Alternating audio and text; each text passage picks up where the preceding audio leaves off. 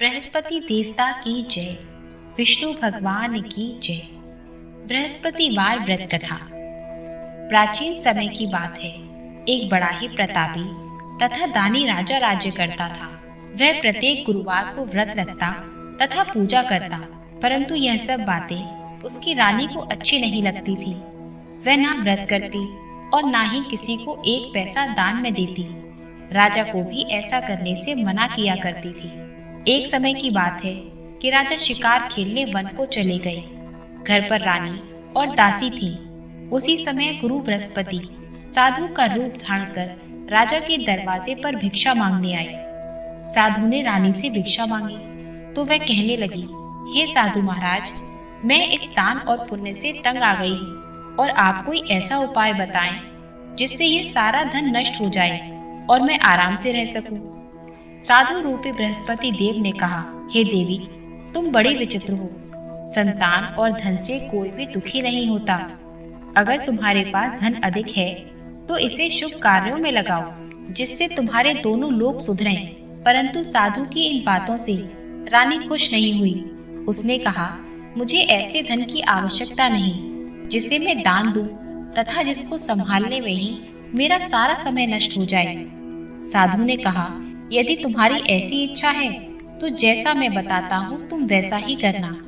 बृहस्पतिवार के दिन घर को गोबर से लीपना, अपने केशों को पीली मिट्टी से धोना, केशों को धोते समय स्नान करना, राजा से कहना हजामत बनवाए, भोजन में मांस मदिरा खाना, कपड़ा धोबी के यहाँ धुलने डालना। इस प्रकार 7 बृहस्पतिवार करने से तुम्हारा समस्त धन नष्ट हो जाएगा।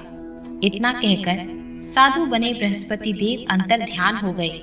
साधु के कहे अनुसार करते हुए रानी को केवल 3 बृहस्पतिवार ही बीते थे कि उसकी समस्त धन संपत्ति नष्ट हो गई। भोजन के लिए परिवार तरसने लगा। एक दिन राजा रानी से बोला, हे रानी, तुम यहीं रहो, मैं दूसरे देश को जाता हूँ, क्योंकि यहाँ पर मुझे सभी जानते हैं, इसलिए मैं कोई छोटा कार्य नहीं कर सकता। ऐसा कहकर राजा परदेश चला गया। वहां जाकर वह जंगल से लकड़ी काट कर लाता और शहर में बेचता। इस तरह वह अपना जीवन व्यतीत करने लगा। इधर राजा के बिना रानी और दासी दुखी रहने लगी। एक समय जब रानी और दासियों को 7 दिन बिना भोजन के रहना पड़ा तो रानी ने अपनी दासी से कहा, हे दासी, यहाँ पास के ही नगर में मेरी बहन रहती है। वह बड़ी धनवान है, तू उसके पास जा और कुछ अनाज ले आ ताकि थोड़ा बहुत गुजर बसर हो जाए। दासी रानी की बहन के पास गई। उस दिन बृहस्पतिवार का दिन था। रानी की बहन उस समय बृहस्पतिवार की कथा सुन रही थी। दासी ने रानी की बहन को अपनी रानी का संदेश दिया, लेकिन रानी की बहन ने कोई उत्तर नहीं दिया। जब दासी को रानी की बहन से कोई उत्तर नहीं मिला तो वह बहुत दुखी हुई और उसे क्रोध भी आया। दासी ने वापस आकर रानी को सारी बात बता दी। सुनकर रानी ने अपने भाग्य को कोसा। उधर रानी की बहन ने सोचा कि मेरी बहन की दासी आई थी, परंतु मैं उससे नहीं बोली, इससे वह बहुत दुखी हुई होगी। कथा सुनकर और पूजन समाप्त कर वह अपनी बहन के घर गई और कहने लगी, हे बहन, मैं बृहस्पतिवार का व्रत कर रही थी, तुम्हारी दासी गई थी, परंतु जब तक कथा होती है तब तक ना तो उठते हैं और ना ही बोलते हैं, इसलिए मैं नहीं बोली। कहो, तुम्हारी दासी क्यों गई थी? रानी बोली, हे बहन, हमारे घर अनाज नहीं था। ऐसा कहते कहते रानी की आंखें भर आईं। उसने दासियों समेत भूखा रहने की बात भी अपनी बहन को बता दी। रानी की बहन बोली, बहन देखो, बृहस्पति देव भगवान सबकी मनोकामना पूर्ण करते हैं। देखो, शायद तुम्हारे घर में अनाज रखा हो। यह सुनकर दासी घर के अंदर गई तो वहां उसे एक घड़ा अनाज का भरा मिला। उसे बड़ी हैरानी हुई क्योंकि उसने एक एक बर्तन देख लिया था। उसने बाहर आकर रानी को बताया। दासी रानी से कहने लगी, हे रानी, जब हमको भोजन नहीं मिलता तो हम व्रत ही तो करते हैं, इसलिए क्यों ना इनसे व्रत और कथा की विधि पूछ ली जाए और हम भी यह व्रत किया करेंगे। दासी के कहने पर रानी ने अपनी बहन से बृहस्पतिवार व्रत के बारे में पूछा। उसकी बहन ने बताया, बृहस्पतिवार के व्रत में चने की दाल और मुनक्का से विष्णु भगवान का केले की जड़ में पूजन करें तथा दीपक जलाएं, पीला भोजन करें तथा कथा सुने। इससे गुरु भगवान प्रसन्न होते हैं, मनोकामना पूर्ण करते हैं। व्रत और पूजन की विधि बताकर रानी की बहन अपने घर लौट गई। रानी और दासी दोनों ने निश्चय किया कि बृहस्पति देव भगवान का पूजन जरूर करेंगी। 7 रोज बाद जब बृहस्पतिवार का दिन आया तो उन्होंने व्रत रखा। घुड़साल में जाकर चना और गुड़ बीन कर लाई तथा उसकी दाल से केले की जड़ तथा विष्णु भगवान का पूजन किया। अब पीला भोजन कहाँ से आए? दोनों बड़ी दुखी हुई, परंतु उन्होंने व्रत किया था, इसलिए बृहस्पति भगवान प्रसन्न थे। एक साधारण व्यक्ति के रूप में वे 2 थालों में सुंदर पीला भोजन लेकर आए और दासी को देकर बोले, हे दासी, यह भोजन तुम्हारे लिए और तुम्हारी रानी के लिए है, इसे तुम दोनों ग्रहण करना। दासी भोजन पाकर बहुत प्रसन्न हुई। उसने रानी को सारी बात बताई। उसके बाद से वे प्रत्येक बृहस्पतिवार को गुरु भगवान का व्रत और पूजन करने लगी।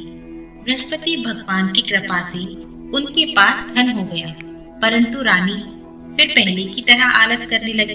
तब दासी बोली, देखो रानी, तुम पहले भी इस प्रकार आलस करती थी, तुम्हें धन रखने में कष्ट होता था, इस कारण सभी धन नष्ट हो गया। अब गुरु भगवान की कृपा से हमें धन मिला है तो तुम्हें फिर आलस होता है। बड़ी मुसीबतों के बाद हमने यह धन पाया है, इसलिए हमें दान पुण्य करना चाहिए। अब तुम भूखे मनुष्यों को भोजन कराओ, प्याऊ लगवाओ, ब्राह्मणों को दान दो, कुआं, तालाब, बावड़ी आदि का निर्माण कराओ, मंदिर, पाठशाला बनवाकर ज्ञान दान दो, कुंवारी कन्याओं का विवाह कराओ, अर्थात धन को शुभ कार्यों में खर्च करो, जिससे तुम्हारे कुल का यश बढ़े तथा स्वर्ग प्राप्त हो और पितृ प्रसन्न हो। दासी की बात मानकर रानी शुभ कर्म करने लगी, उसका यश फैलने लगा। एक दिन रानी और दासी आपस में विचार करने लगी कि न जाने राजा किस दशा में होंगे, उनकी कोई खोज खबर नहीं है। उन्होंने श्रद्धा पूर्वक गुरु भगवान से प्रार्थना की कि राजा जहाँ कहीं भी हो शीघ्र वापस आ जाए। उधर राजा परदेश में बहुत दुखी रहने लगा। वह प्रतिदिन जंगल से लकड़ी बीन कर लाता और उसे शहर में बेचकर अपने दुखी जीवन को बड़ी कठिनाई से व्यतीत कर रहा था। एक दिन दुखी होकर अपनी पुरानी बातों को याद करके वह रोने लगा और उदास हो गया। उसी समय राजा के पास बृहस्पति देव साधु के वेश में आकर बोले, हे लखनहारे, तुम इस सुनसान जंगल में चिंता में क्यों बैठा है? मुझे बताओ। यह सुनकर राजा के नेत्रों में जल भर आया। साधु की वंदना कर राजा ने अपनी संपूर्ण कथा सुना दी। महात्मा दयालु होते हैं। वे राजा से बोले, हे राजा, तुम्हारी पत्नी ने बृहस्पति देवता के प्रति अपराध किया था, जिसके कारण तुम्हारी यह दशा हुई। अब तुम चिंता मत करो, भगवान तुम्हें पहले से अधिक धन देंगे। देखो, तुम्हारी पत्नी ने बृहस्पतिवार का व्रत प्रारंभ कर दिया है। अब तुम भी बृहस्पतिवार का व्रत करके चने की दाल व गुड़ जल के लोटे में डालकर केले का पूजन करो, फिर कथा कहो या सुनो, भगवान तुम्हारी सब मनोकामना पूर्ण करेंगे। साधु की बात सुनकर राजा बोला, हे प्रभु, लकड़ी बेचकर तो मुझे इतना पैसा नहीं बचता जिससे भोजन के उपरांत कुछ बचा सकूं। मैंने रात्रि में अपनी रानी को व्याकुल देखा है। मेरे पास कोई साधन नहीं जिससे मैं उसका समाचार जान सकूं। फिर मैं कौन सी कहानी कहूं, यह भी मुझको नहीं मालूम है। साधु ने कहा, हे राजा, मन में बृहस्पति भगवान के पूजन व्रत का निश्चय करो, वे स्वयं तुम्हारे लिए कोई ना कोई राह बना देंगे। बृहस्पतिवार के दिन तुम रोजाना की तरह लकड़ियां लेकर शहर में जाओ। तुम्हें रोज से दुगना धन मिलेगा, जिससे तुम भली भांति भोजन कर लोगे तथा बृहस्पति देव की पूजा का सामान भी आ जाएगा। और जो तुमने बृहस्पतिवार की कथा के बारे में पूछा है वह इस प्रकार है। प्राचीन काल में एक बहुत ही निर्धन ब्राह्मण रहता था। उसकी कोई संतान न थी। वह नित्य पूजा पाठ करता। उसकी स्त्री न ही स्नान करती और न ही किसी देवता का पूजन करती। इस कारण ब्राह्मण देवता बहुत दुखी रहते थे। पत्नी को बहुत समझाते, किंतु उसका कोई परिणाम न निकलता। भगवान की कृपा से ब्राह्मण की यहाँ एक कन्या उत्पन्न हुई। वह कन्या बड़ी होने लगी। प्रातः स्नान करके भगवान विष्णु का जप करती और बृहस्पतिवार का व्रत भी करने लगी। पूजा पाठ समाप्त कर पाठशाला जाती तो अपनी मुट्ठी में जौ भरकर ले जाती और पाठशाला के मार्ग में डालती जाती। लौटते समय वही जौ स्वर्ण के हो जाते तो उनको बीनकर घर ले आती। एक दिन वह बालिका सूप में सोने के जौ को फटक कर साफ कर रही थी कि तभी उसकी माँ ने उसे देख लिया और कहा, हे बेटी, सोने के जौ साफ करने के लिए सोने का सूप होना चाहिए। दूसरे दिन गुरुवार था। कन्या ने व्रत रखा और बृहस्पति देव से सोने का सूप देने की प्रार्थना की। बृहस्पति देव ने उसकी प्रार्थना स्वीकार कर ली। रोजाना की तरह वह कन्या जौ फैलाती हुई पाठशाला चली गई। पाठशाला से लौटकर जब वह जौ बीन रही थी तो बृहस्पति देव की कृपा से उसे सोने का सूप मिला। उसे वह घर ले आई और उससे जौ साफ करने लगी, परंतु उसकी माँ का वही ढंग रहा। एक दिन की बात है कि कन्या सोने के सूप में जौ साफ कर रही थी कि उसी समय उस नगर का राजकुमार वहां से होकर निकला। कन्या के रूप और कार्य को देखकर वह उस कन्या पर मोहित हो गया। राजमहल आकर भोजन तथा जल त्याग कर उदास होकर लेट गया। राजा को जब राजकुमार द्वारा अन्न जल त्यागने का समाचार ज्ञात हुआ तो राजा मंत्रियों के साथ अपने पुत्र के पास गया और कारण पूछा। राजकुमार ने राजा को सारी बात बता दी। राजकुमार ने राजा को उस लड़की के घर का पता भी बता दिया। मंत्री उस लड़की के घर गया। मंत्री ने ब्राह्मण के समक्ष राजा की ओर से निवेदन किया कि कुछ ही दिनों के बाद ब्राह्मण की कन्या का विवाह राजकुमार के साथ संपन्न कर दिया जाए। ब्राह्मण इस बात के लिए राजी हो गया। कन्या के घर से जाते ही ब्राह्मण के घर में पहले की भांति गरीबी का निवास हो गया। एक दिन दुखी होकर ब्राह्मण अपनी पुत्री से मिलने गए। बेटी ने पिता की दुखी अवस्था को देखा और अपनी माँ का हाल पूछा। ब्राह्मण ने सभी हाल कह सुनाया। कन्या ने बहुत सा धन देकर अपने पिता को विदा कर दिया, लेकिन कुछ दिन के बाद फिर वही हाल हो गया। ब्राह्मण फिर अपनी कन्या के यहाँ गया और सभी हाल कहा तो पुत्री बोली, हे पिताजी, आप माताजी को यहाँ ले लाओ। मैं उन्हें विधि बता दूंगी जिससे गरीबी दूर हो जाएगी। ब्राह्मण देवता अपनी स्त्री को साथ लेकर अपनी पुत्री के पास राजमहल में जा पहुंचे तो पुत्री अपनी माँ को समझाने लगी, हे माँ, तुम प्रातः काल उठकर स्नान आदि करके विष्णु भगवान का पूजन करो तो सब दरिद्रता दूर हो जाएगी। परंतु उसकी माँ ने उसकी एक बात भी नहीं मानी। वह प्रातःकाल उठकर अपनी पुत्री का बचा हुआ झूठन खा लेती। एक दिन उसकी पुत्री को बहुत गुस्सा आया। उसने अपनी माँ को एक कोठरी में बंद कर दिया। प्रातः उसे स्नान आदि करा के पूजा पाठ करवाया तो उसकी माँ की बुद्धि ठीक हो गई। इसके बाद वह नियम से पूजा पाठ करने लगी और प्रत्येक बृहस्पतिवार को व्रत भी करने लगी। इस व्रत के प्रभाव से मृत्यु के बाद वह स्वर्ग हो गई और ब्राह्मण भी सुख पूर्वक इस लोक का सुख भोगकर स्वर्ग को प्राप्त हुआ। इस तरह कहानी कहकर साधु बने बृहस्पति देव वहां से आलोप हो गए। धीरे धीरे समय व्यतीत होने पर फिर बृहस्पतिवार का दिन आया। राजा जंगल से लकड़ी काटकर किसी भी शहर में बेचने गया। उसे उस दिन और दिनों से अधिक धन मिला। राजा ने चना गुड़ आदि लाकर बृहस्पतिवार का व्रत किया। उस दिन से उसके सभी कलेश दूर हुए। परंतु जब अगला गुरुवार का दिन आया तो वह बृहस्पतिवार का व्रत करना भूल गया। इस कारण बृहस्पति भगवान नाराज हो गए। उस दिन उस नगर के राजा ने विशाल यज्ञ का आयोजन किया तथा अपने समस्त राज्य में घोषणा करवा दी कि सभी मेरे यहाँ भोजन करने आवे। किसी के घर चूल्हा न जले। इस आज्ञा को जो ना मानेगा उसको फांसी की सजा दी जाएगी। राजा की आज्ञा के अनुसार राज्य के सभी वासी राजा के भोज में सम्मिलित हुए, लेकिन लकड़हारा कुछ देर से पहुंचा, इसलिए राजा उसको अपने साथ महल में ले गए। जब राजा लकड़हारे को भोजन करा रहे थे तो रानी की दृष्टि उस खूंटी पर पड़ी जिस पर उसका हार लटका हुआ था। उसे हार खूंटी पर लटका दिखाई नहीं दिया। रानी को निश्चय हो गया कि मेरा हाथ इसी लकड़हारे ने चुराया है। रानी ने उसी समय सैनिकों को बुलवाकर राजा को जेल में डलवा दिया। लकड़हारा जब जेल में गया तो विचार करने लगा कि कि न जाने कौन से पूर्व जन्म के कर्म से मुझे यह दुख प्राप्त हुआ है, और जंगल में मिले साधु को याद करने लगा। उसी समय बृहस्पति देव साधु के वेश में प्रकट होकर कहने लगे, अरे मूर्ख, तूने बृहस्पति देवता की कथा नहीं की, इसी कारण तुझे यह दुख प्राप्त हुआ है। अब तू चिंता मत कर, बृहस्पतिवार के दिन जेल खाने के द्वार पर 4 पैसे पड़े मिलेंगे, उनसे तू बृहस्पतिवार की पूजा करना, तो तेरे सभी कष्ट दूर हो जाएंगे। अगले बृहस्पतिवार को उसे जेल के द्वार पर 4 पैसे मिले। राजा ने पूजा का सामान मंगवाकर कथा कही और प्रसाद बांटा। उसी रात्रि में बृहस्पति देव ने उस नगर के राजा को स्वप्न में कहा, हे राजा, तूने जिसे जेल में बंद कर दिया है उसे कल छोड़ देना, वह निर्दोष है।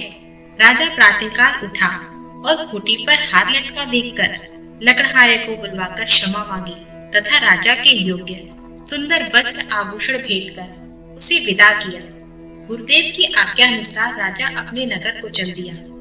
जब राजा नगर के निकट पहुंचा तो उसे बड़ा आश्चर्य हुआ। नगर में पहले से अधिक बाग, तालाब, कुएं तथा बहुत सी धर्मशाला, मंदिर आदि बने हुए थे। राजा ने पूछा कि यह सब किसके बाग और धर्मशाला है। तब नगर के सब लोग कहने लगे कि यह सब रानी और दासी द्वारा बनवाए गए हैं। राजा को आश्चर्य हुआ और गुस्सा भी आया कि उसकी अनुपस्थिति में रानी के पास इतना धन कहां से आया होगा। जब रानी ने यह खबर सुनी कि राजा आ रहे हैं तो उसने अपनी दासी से कहा, हे दासी, देख राजा हमको कितनी बुरी हालत में छोड़कर गए थे। वे हमारी ऐसी हालत देखकर कहीं लौट न जाएं, इसलिए तू दरवाजे पर खड़ी हो जा। रानी की आज्ञा के अनुसार दासी दरवाजे पर खड़ी हो गई और जब राजा आए तो उन्हें अपने साथ महल में ले आई। तब राजा ने क्रोध करके अपनी तलवार निकाली और पूछने लगा, बताओ यह धन तुम्हें कैसे प्राप्त हुआ। तब रानी ने सारी कथा कह सुनाई। राजा ने निश्चय किया कि 7 दिन बाद तो बृहस्पति देव का सभी पूजन करते हैं, परंतु मैं रोजाना दिन में 3 बार कथा कहा करूंगा तथा रोज व्रत किया करूंगा। अब तो हर समय राजा के दुपट्टे में चने की दाल बंधी रहती तथा दिन में 3 बार कहानी कहता। एक रोज राजा ने विचार किया कि चलो अपनी बहन के यहाँ होकर आता हूँ। इस तरह निश्चय कर राजा घोड़े पर सवार हो अपनी बहन के घर चल दिया। मार्ग में उसने देखा कि कुछ आदमी मुर्दे को लिए जा रहे हैं। उन्हें रोककर वह कहने लगा, अरे भैया, मेरी बृहस्पतिवार की कथा सुन लो। वे बोले, लो हमारा तो आदमी मर गया है, इसको अपनी कथा की पड़ी है। परंतु कुछ आदमी बोले, अच्छा कहो, हम तुम्हारी कथा भी सुनेंगे। राजा ने दाल निकाली और कथा कहनी शुरू कर दी। जब कथा आधी हुई तो मुर्दा हिलने लगा और जब कथा समाप्त हो गई तो राम राम कहकर वह मुर्दा खड़ा हो गया। राजा आगे बढ़ा, उसे चलते चलते शाम हो गई। आगे मार्ग में उसे एक किसान खेत में हल चलाता मिला। राजा ने उससे कहा, सुनो भैया, मेरी बृहस्पतिवार की कथा सुन लो। लेकिन वह नहीं माना। राजा आगे चलने लगा। राजा के हटते ही बैल पछाड़ खाकर गिर गई तथा किसान के पेट में बहुत तेज दर्द होने लगा। उसी समय किसान की माँ रोटी लेकर आई। उसने जब ये देखा तो अपने पुत्र से सभी हाल पूछा। बेटे ने सभी हाल कह सुनाया। बुढ़िया दौड़ी दौड़ी उस घुड़सवार के पास पहुंची और उससे बोली, मैं तेरी कथा सुनूंगी, तू अपनी कथा मेरे खेत पर चलकर ही कहना। राजा ने लौटकर बुढ़िया के खेत पर जाकर कथा कही, जिसके सुनते ही बैल खड़े हो गए तथा किसान के पेट का दर्द भी बंद हो गया। राजा अपनी बहन के घर पहुंचा। बहन ने भाई की खूब मेहमानी की। दूसरे रोज राजा प्रातःकाल जागा तो वह देखने लगा कि सब लोग भोजन कर रहे हैं। राजा ने अपनी बहन से पूछा, ऐसा कोई मनुष्य है जिसने भोजन नहीं किया हो, जो मेरी बृहस्पतिवार की कथा सुन ले। बहन बोली, हे भैया, यह देश ऐसा ही है। यहाँ पहले लोग भोजन करते हैं, बाद में कोई अन्य काम करते हैं। फिर वह एक कुम्हार के घर गई, जिसका लड़का बीमार था। उसे मालूम हुआ कि उसके यहाँ 3 दिन से किसी ने भोजन नहीं किया। रानी ने अपने भाई की कथा सुनने के लिए कुम्हार से कहा, तो कुम्हार तैयार हो गया। राजा ने जाकर बृहस्पतिवार की कथा कही, जिसको सुनकर कुम्हार का लड़का ठीक हो गया। अब तो राजा की प्रशंसा होने लगी। एक दिन राजा ने अपनी बहन से कहा, हे बहन, मैं अपने घर को जाऊंगा, तुम भी तैयार हो जाओ। राजा की बहन ने अपनी सास से अपने भाई के साथ जाने की आज्ञा मांगी। सास बोली, हाँ चली जा, मगर अपने लड़कों को मत ले जाना, क्योंकि तेरे भाई की कोई संतान नहीं होती। बहन ने अपने भाई से कहा, हे भैया, मैं तो चलूंगी, परंतु कोई बालक नहीं जाएगा। अपनी बहन को भी छोड़कर दुखी मन से राजा अपने नगर को लौट आए। राजा ने अपनी रानी से सारी कथा बताई और बिना भोजन किए वह शैया पर लेट गया। रानी बोली, हे प्रभु, बृहस्पति देव ने हमें सब कुछ दिया है, वे हमें संतान अवश्य देंगे। उसी रात को बृहस्पति देव ने राजा को स्वप्न में कहा, हे राजा, उठ, सभी सोच त्याग दे, तेरी रानी गर्भवती है। राजा को यह जानकर बड़ी खुशी हुई। 9वें महीने में रानी के गर्भ से एक सुंदर पुत्र पैदा हुआ। तब राजा बोला, हे रानी, स्त्री बिना भोजन के रह सकती है, परंतु बिना कहे नहीं रह सकती। जब मेरी बहन आए तो तुम उससे कुछ मत कहना। रानी ने सुनकर हाँ कह दी। जब राजा की बहन ने यह शुभ समाचार सुना तो वह बहुत खुश हुई तथा बधाई लेकर अपने भाई के यहाँ आई। रानी ने तब उसे आने का उल्हाना दिया। जब भाई अपने साथ ला रहे थे तब तो टाल गई, उसके साथ नहीं आई। आज अपने आप ही भागी भागी बिना बुलाए चली आई। तो राजा की बहन बोली, भाई, मैं इस प्रकार न कहती तो तुम्हें औलाद कैसे मिलती। बृहस्पति देव सभी की मनोकामनाएं पूर्ण करते हैं। जो सद्भावना पूर्वक बृहस्पतिवार का व्रत करता है एवं कथा पढ़ता है अथवा सुनता है और दूसरों को सुनाता है, बृहस्पति देव उसकी सभी मनोकामनाएं पूर्ण करते हैं। बृहस्पति देव उसकी सदैव रक्षा करते हैं। जो संसार में सद्भावना से गुरुदेव का पूजन एवं व्रत सच्चे हृदय से करते हैं कि सभी मनोकामनाएं वैसे ही पूर्ण हो जाती है जैसी सच्ची भावना से रानी और राजा ने बृहस्पति देव की कथा का गुणगान किया। उनकी सभी इच्छाएं बृहस्पति देव जी ने पूर्ण की। अनजाने में भी बृहस्पति देव की उपेक्षा न करें, ऐसा करने से सुख शांति नष्ट हो जाती है। इसलिए सबको कथा सुनने के बाद प्रसाद लेकर जाना चाहिए। हृदय से मनन करते हुए जयकारा बोलना चाहिए। प्रेम से बोलिए, विष्णु भगवान की जय, बृहस्पति देव की जय।